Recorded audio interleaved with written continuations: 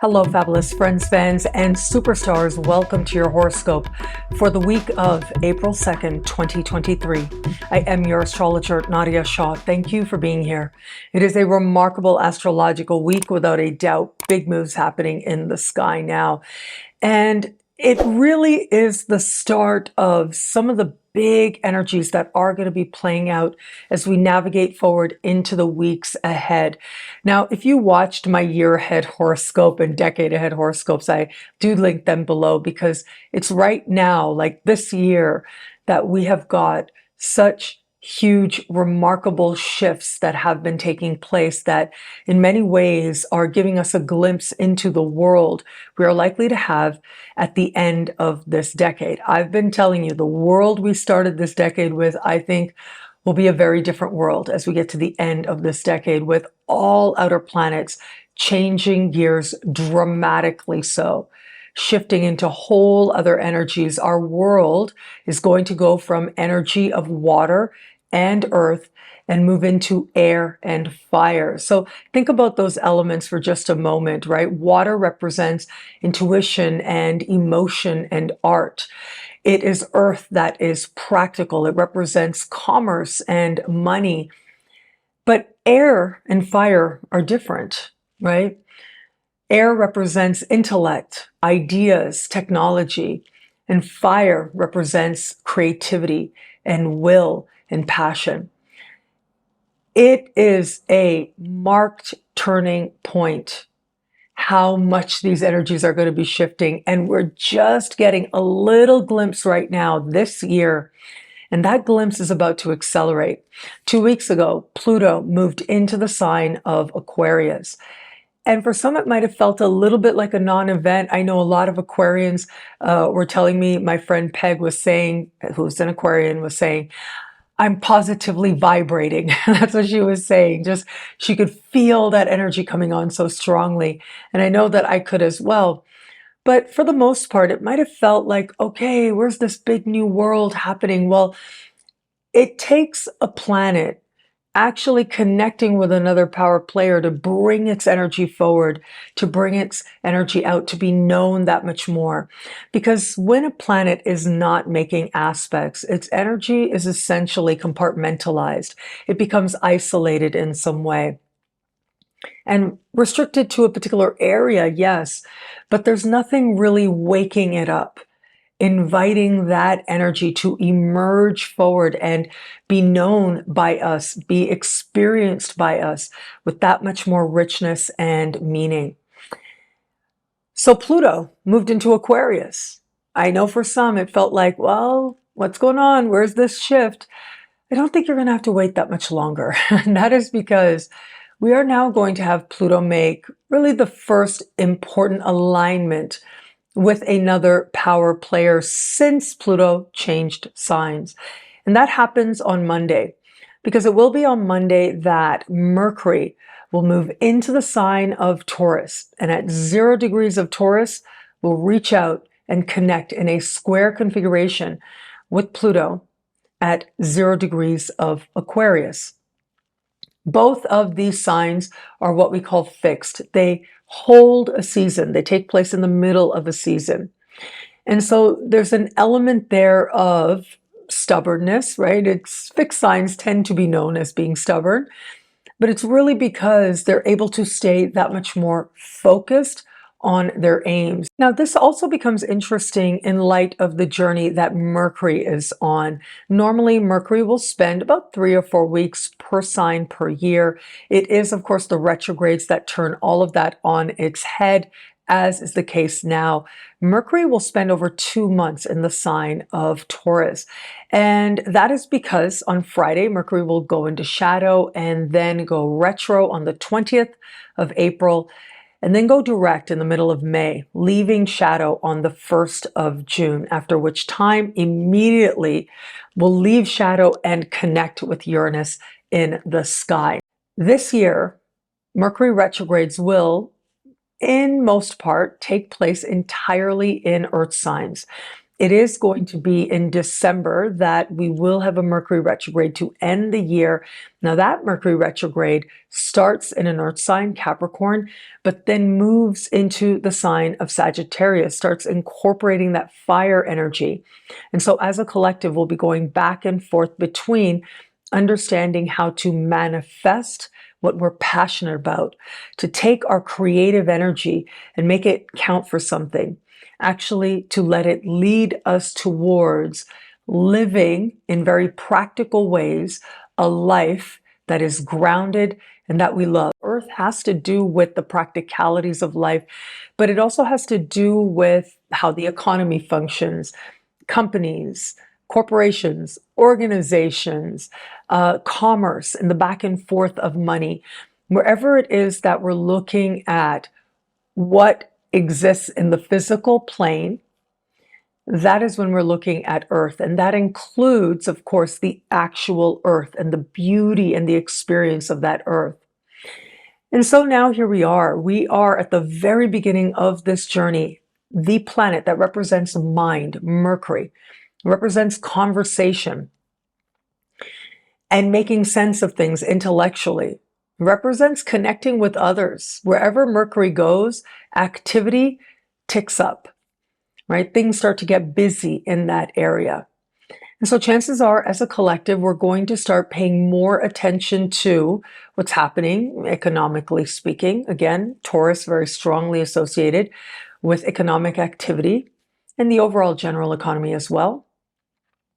However, the fact that as Mercury steps into this brand new energy, immediately reaches out to Pluto. And Pluto in Aquarius is such a different energy than Earth. It is about, of course, the well-being of the whole. It's about the collective. I think that this is going to be intriguing because it may bring into conversation this idea. It's a phrase that's been coming into my mind again and again, and I've been asking people in my life about this as well. What do we owe each other? Everyone's answers is going to be uniquely their own and may actually end up being really different depending on all kinds of things, your values, your politics, your beliefs. But even those are really a subjective personal truth that is subject to change. If we're on a path towards evolution, it's going to change in light of new information. And what a collective wants, right? Whether it's a collective within a country or a region of the world or even a city, what they want can transform deeply as well from one phase to the next, from one generation to the next. And so now here we are, Pluto squaring Mercury, the first important alignment it is set to make. And chances are there's going to be some frustration here and determination to transform things for the better. But another reason why this energy matters so much is once we navigate to the middle of May has such intense energies. And this really is when, if you're one of those people who's like, Pluto, where are you? I think May is going to be the most important month of 2023 for just about everybody out there, certainly for the collective as well. We are going to have the grand fixed square. That is a major configuration of tension, but it also represents activity as well. And it is this configuration that's happening at 0 degrees of fixed signs for the most part. So we are going to have Pluto still at 0 degrees of Aquarius. And instead of Mercury, it's going to be Jupiter, a very different energy, an energy that is just so expansive. It makes everything larger than life. But it also makes bigger the energy of any planet that connects with it. We're going to have Mars at 0 of Leo, fixed sign Leo. And then we're going to have the nodes with the North Node at 3 degrees of Taurus and the South Node at 3 degrees of Scorpio.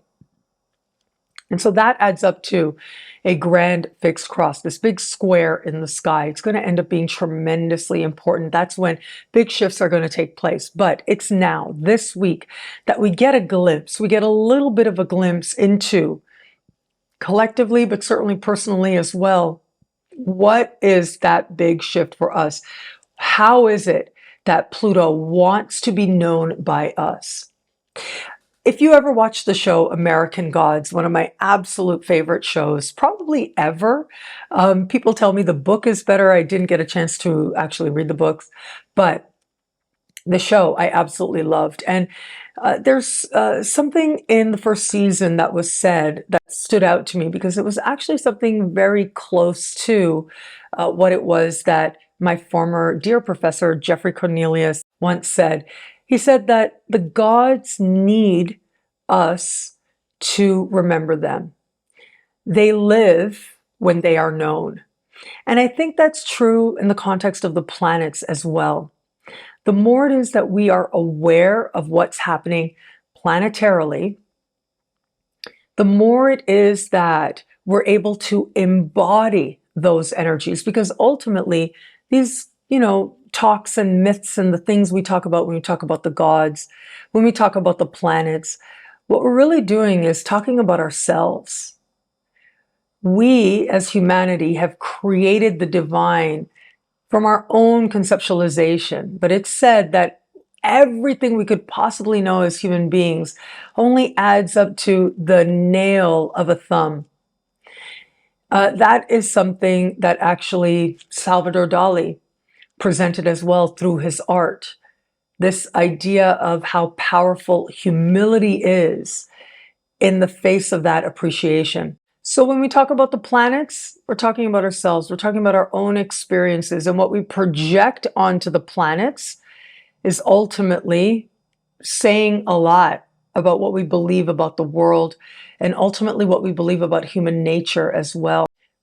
How is it that we want to understand and remember and embody these sacred energies that we talk about?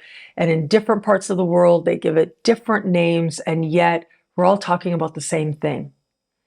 We're talking about ourselves as individuals and as a collective as well. Whatever that conversation is for you, it is going to go up a big notch once we get into May. Right now, you get to decide. What are you going to do with this? What is it going to mean for you? Of course, this is about information shared, and I think it is so important to be mindful of what we're sharing with others and be honest about our intention with it. Like, why is it that we decide to share certain things or say certain things? Well, ultimately, it's only us that can answer that. But there's always some psychological reason or meaning. And sometimes I'm sure it's been the case. You've heard people say something. Why did that person say that? They had their reasons, right? And we can ponder it. We can wonder what it says about their psychology. I don't know about you, but I have wondered about a person's psychology from time to time in my life. We may do that with Mercury square Pluto. In 2018, I had the good fortune of moving through Europe on a book tour. I got a chance to present talks in many different countries. Over 4 weeks, I visited 10 cities, and I got to sign books, meet friends and fans. It was just so lovely and so meaningful to me. As part of my travels, I met someone who is probably watching. His name is Andrew, in Bath, in the United Kingdom. I'm pretty sure I don't have any video or photos, or else I would share that with you in terms of himself. But Andrew is amazing. He's a beautiful writer. And he sends me emails from time to time, wishing me happy birthday, for example, and, other things when something's interesting that's caught his eye. And they are so poetic, so beautifully written. And I say to him, you got to figure out publishing this. But I can also feel that it's written just for the joy of the writing itself, not necessarily for some end. Anyways, in the most recent email I got from him, I believe it was the most recent, he said something that has really stood out to me. He said, "I've found the truest paths always lead through mountains." And I've thought about this and contemplated this sentence very deeply over the last few weeks and what that means for us as a collective. Mountains, of course, being so strongly associated with Earth and all the things that have been happening with Pluto moving through the Earth sign Capricorn, with Uranus currently moving through the Earth sign Taurus, and how it is the Earth itself that is going to invite us to consider how those paths that are led through mountains, they are the most rewarding. They're the most beautiful. They define us in so many ways. One person might look at it as hardship, but another person may look at it as a great privilege to have the opportunity to walk through mountains. Not everybody gets that. Not everybody gets the opportunity to choose that that is the path that they're going to take. And so, what do we owe each other? What do we owe in terms of ensuring that as many people as possible can take those paths? Whatever your unique answers are, you just might get a very powerful glimpse. But one thing I can say is when that path, the truest path, the most rewarding paths are denied to one somewhere in the world, well, chances are in some way it limits us as well on a whole other side of the world. There's something very liberating knowing that more and more people are living with greater equality and human rights than ever before in human history. And yet, too many don't get that. And so what do we owe those people? Well, navigating forward, we get this moment of tension, right? But ultimately, that moment of tension is a glimpse into what's happening next month. It is not part of the Mercury retrograde season. That officially kicks off as we navigate further. On Wednesday, Mercury will speak in harmony with Saturn. On Friday, we'll speak in harmony with Mars. And on Friday, goes into shadow. These connections are key characteristics of this larger Mercury retrograde season that we are now embarking on. This is quite exciting. As far as Mercury retrogrades go, you may know I like to tell you when it's going to be a doozy. This one, not so much a doozy, I gotta say.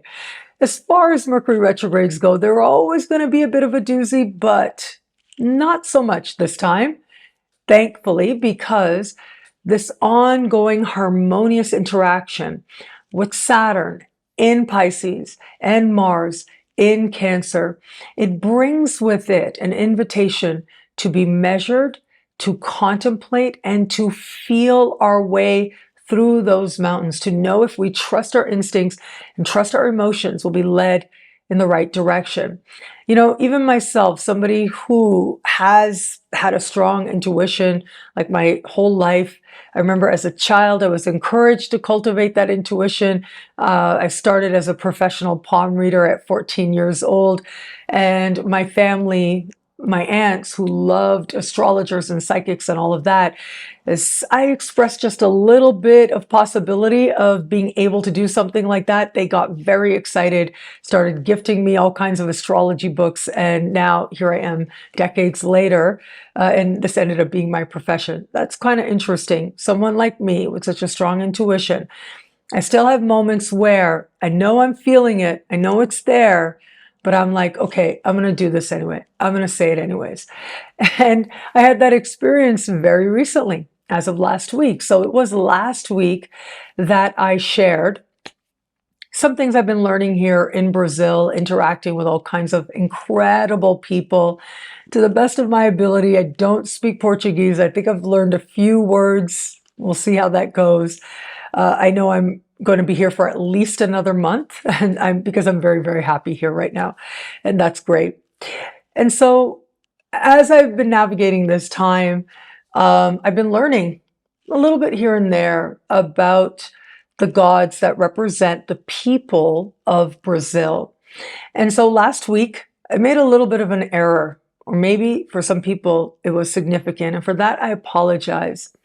And I remember thinking as I was editing, I was thinking to myself, okay, I think this image doesn't really fit what I'm exactly saying, but I'm sure someone's going to point it out. And people did point it out, and I'll put that up on the screen here.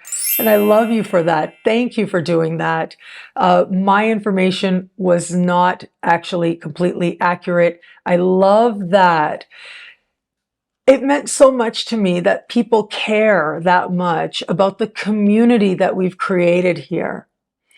They care enough to share information and what they know about how it is they understand that part of themselves that represents the gods and the elements and the oceans and the sweet waters and the rivers and the planets and the stars and the skies and each other. And so I feel that the way in which information and community and connection and insight and humility and understanding and empathy and compassion and openness and love, the way that it's been expressed, as you have demonstrated to me over the last few days, I think that this Mercury retrograde, given that it is connecting with two planets in water, repeatedly so. Again, key characteristic here is how Mars in Cancer is going to dance with that Mercury in Taurus.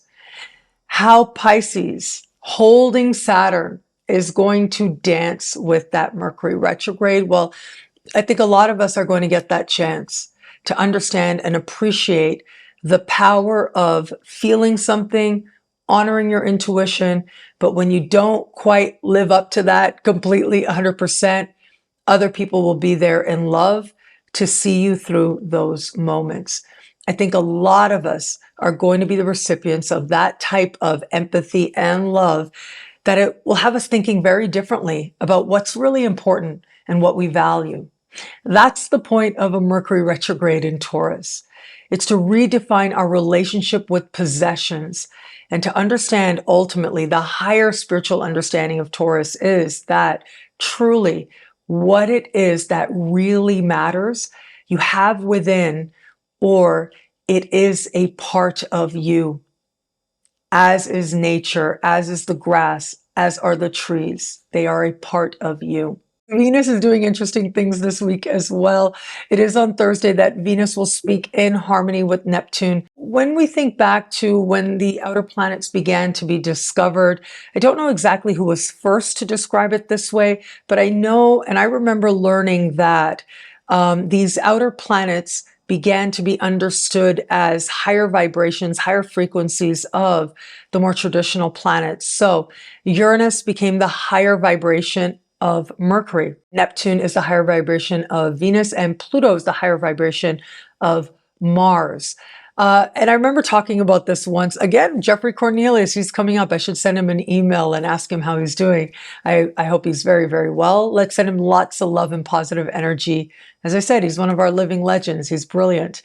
I remember talking to him about this once, and he said, you know, what ends up happening is that we lose the nuances that the ancients understood in the traditional planets when it is that we conceptualize outer planets in this way, as in some way an extension of or replacing something that the traditional planets embody. And I have contemplated that very deeply, and I've thought about how both can actually be true. I think that as our own human consciousness expands and grows, as we know ourselves more expansively, we discover more about the universe around us, including more celestial bodies and what they represent within us, how we express those outer bodies, they make themselves known, and vice versa. It works like a circle. It is an exchange of energy. It is not that, oh, we see it and we're influenced by it, but rather it is an ongoing conversation that's taking place among all of our spiritual energy. That part of you that is part of everyone and everything, in a sense, it's a singular energy. And it is always vibrating with everyone and everything. It's always connecting, although as part of our own unique journeys, we're going to express it in our own unique ways. Having said that, Venus sextile Neptune, this is very dreamy, I have to say. This is getting very caught up in a moment. I think there are going to be some people out there who feel very swept up in emotion, swept off their feet. It is goddess of love, after all, Venus. And she's in the sign of Taurus, her home sign. And this is where she is her most sensual in a sense, right? She does magnify sensuality very powerfully when she's in the sign of Cancer.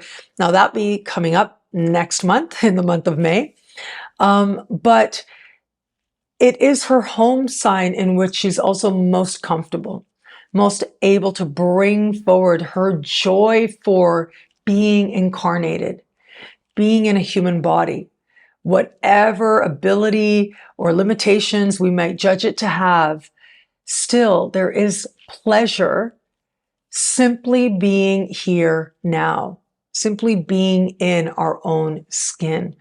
And it is unique. Nobody else can be in your skin.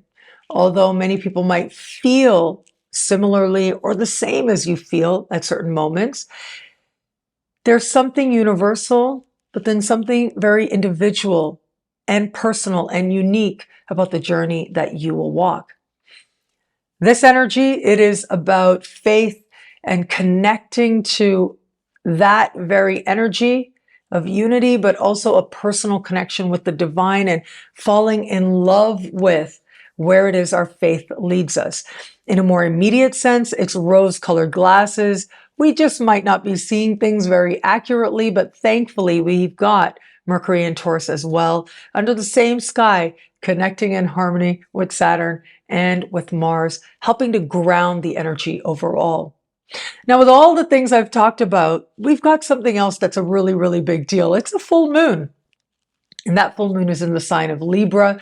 What's interesting about the full moon happening on Thursday is that it is standing across the sky from Jupiter. I find this fascinating. What I've found with oppositions, as I think I mentioned in just about every monthly horoscope that you can find in and on my YouTube channel, I talked about how I find the opposition of Jupiter rather interesting because I think that it can express a tendency to overdo it, our actions, our thoughts, but it is also an invitation to consider a pathway forward. It can sometimes feel with the Jupiter opposition like what we really want, and with a full moon, what we really feel we really want is right there on the surface. It tends to be very obvious under the light of a full moon, especially those truths that maybe we weren't ready to admit to ourselves until it arrived, until it was here and undeniable. That's the power of a full moon. And with Jupiter across the sky, sometimes that opposition represents something that feels like it is more desirable. Perhaps it's an ambition or a hope, something we're optimistic about, something we're really hoping to fulfill. And yet we see that there's a pathway that we still have to walk. It may be a delay, but it's not necessarily a denial. Delays are not denials. And if we conceptualize it as a delay, then we miss the journey. We miss the process that's going to get us there, and the journey is the whole point.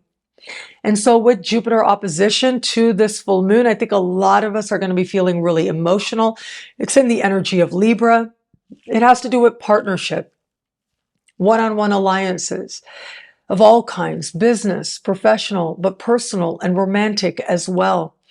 Considering that Jupiter is in Aries, but now starting the wind up, right? Next month, we've got just a few weeks left of Jupiter in Aries.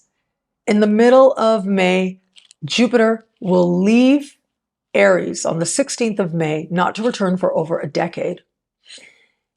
And so this energy of passion and desire and determination is so heightened now, right? We have a sense of connection to a force within ourselves, and we want to use it. We want to direct it in some way. But then with this full moon, we can't control other people, right? We cannot expect other people to meet us where we are, to bring that same level of energy and determination to that same area, to the same endeavor. We can't necessarily experience the same desire and passion for each other. There's always going to be some dynamic playing out where there is a point where one ends and the other begins. This is an opportunity to look at those alliances in our life, to look at the attractions in our life. How strong are they, and where have they served their purpose? I would even go so far as to say, with a full moon in Libra, where it is that certain partnerships, past or present, they have, gone as far as they're going to. With peace and love and faith, that's Jupiter, we can be determined, Jupiter in Aries, to go a different way. To say, this has gone as far as it's going to. I've held on to this hurt as long as I'm going to. And we experience that shift of energy. And it doesn't require that someone else be there. It doesn't require us confessing to somebody the depth of whatever it was. But rather, it's what we admit to ourselves that can shift and change our energy the most. What I love about this week for us, there's so much here. It's a powerful and meaningful astrological moment. Well, we certainly are on a journey now, and it is a powerful one. It is a journey of further understanding. With Mercury, it's mind level understanding, but there's a very practical application here now. If I had to choose the one thing I think is a really big deal, well, look, the full moon, all of us are going to be feeling that very powerfully so.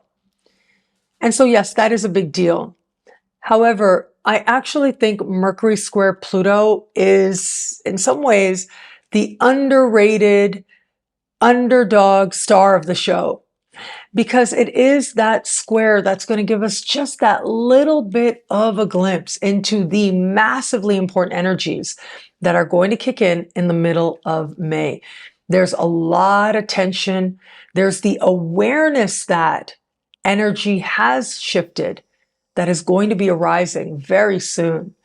Don't get complacent with Pluto. When you do, that's when Pluto really wants it to be known. Really comes up to say, hey, I am here, and doesn't matter what you want. You are powerless to this, and you have no choice but to go along for the ride. That's the lesson of Pluto. It is a lesson in powerlessness. Jupiter is not Pluto. When it's a Jupiter transit, it's I can align, I can manifest, I can make it happen, and you can do that as well. Both can be true, just like all of the planets express some truth about the human experience, and the ways in which we've understood these sacred energies are lived through us, and they continue to live as we remember them and we speak of them and we cherish them, regardless of what names they might have and where in the world that we might find them.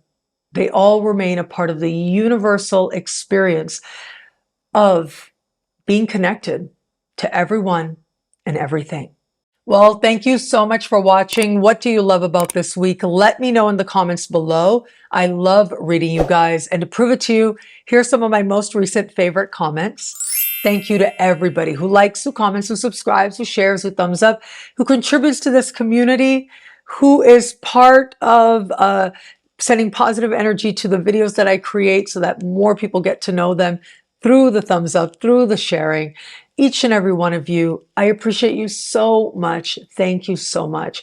And of course, if you want to know how all this wonderful stuff this week speaks to you in your sign, log on to NadiyaShahSuperstars.com, where you get expanded exclusive video scopes each and every week for each and every sign for as low as just $3 a month with choose your membership rate.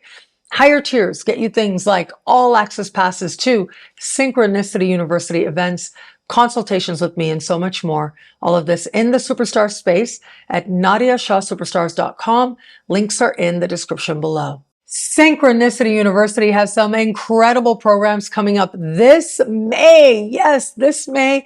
And right now, you've got about 4 weeks left to choose your tuition rate as low as just $5 a class, an unheard of rate to learn from this caliber of brilliant astrologers. Well, let me start with my friend, returning astrologer, Ursula Stockter. She is bringing Jung and astrology to Synchronicity University, a very requested topic, and she's the perfect person to teach it. She's been a Jungian analyst for decades. She's been an astrologer for decades, very accomplished and knowledgeable where it comes to Jung and tarot. And she taught a class on that previously. And now she's doing Jung and astrology. For a very limited time now, Ursula has been so kind as to also offer her previous class on Jung and tarot. And so when you navigate to the page where you have all the information of what you're going to learn over the course of her 5-week course, you'll also be able to choose your tuition rate for that. And you can choose your rate for the instant downloads of her previous webinar, her previous 5-class package. So yes, if you missed it last time, you can download those webinars now and you can sign up for what's coming up ahead. Ursula brings so much love and wisdom and insight and play and knowledge and fun to what it is that she teaches, and you will learn a whole lot.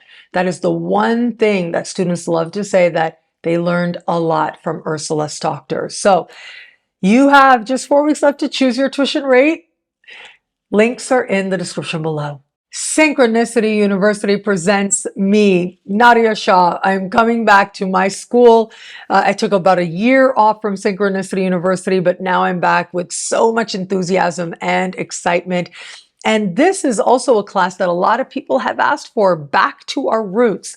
So this is going to be based on my first book, Astrology Realized, but you don't need to have that book to make the most out of these classes. And we're going to go through the basics of learning how to read a birth chart.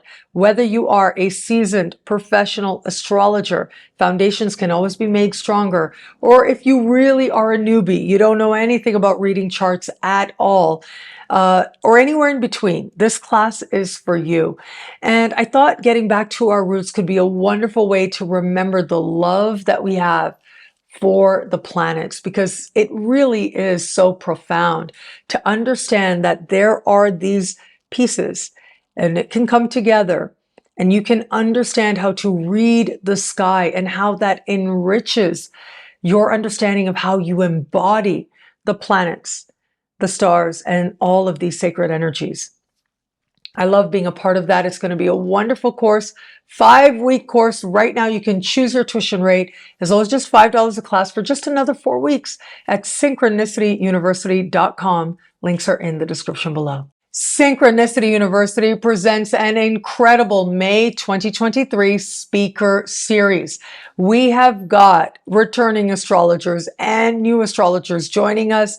And the speaker series, really, they're such a wild card. They're so much fun. Students love them as well. It gives you a chance to discover astrologers you didn't know before, to reconnect with astrologers that you've met on my channel, but also to get access to big dogs that perhaps you wouldn't otherwise get access to for as low as just $5 a class. So our big dog for this session is Melissa Sanova. She has taught 2 full courses in the past at Synchronicity University based on her best-selling books, Kitchen Table Tarot and Kitchen Table Magic. She has such an engaging style and way in which she teaches that I absolutely love. And I love hanging out with her as well. She has 7 planets in Sag. So you're going to get salty talk, but you're going to have a whole lot of fun. It's going to be a party learning from her. And so she is coming to Synchronicity University for a single class this time.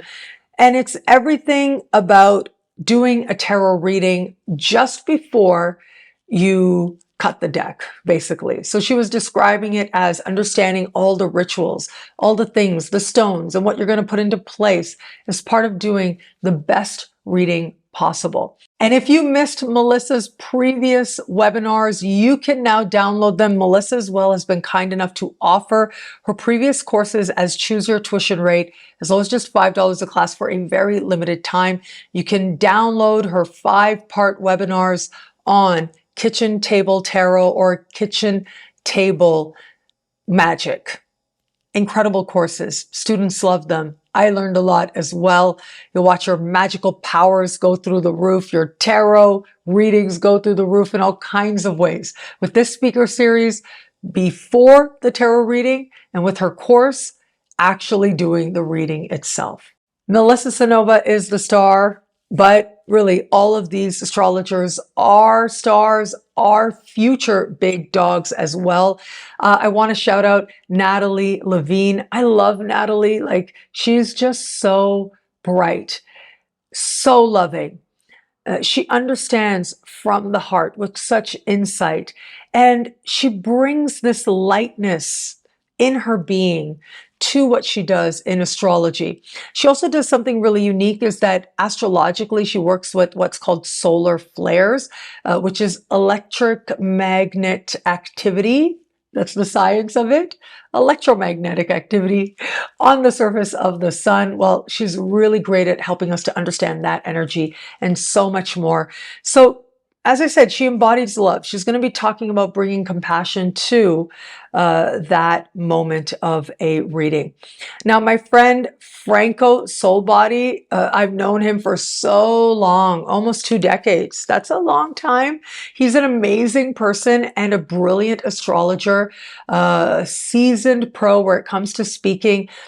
And so he's going to be looking at really the chart of Charles Manson. So if you're really macabre, if you're really into like understanding the choices people make, how they end up using their chart in ways that maybe are not necessarily rooted in love and wisdom, well, he'll use Charles Manson as an example.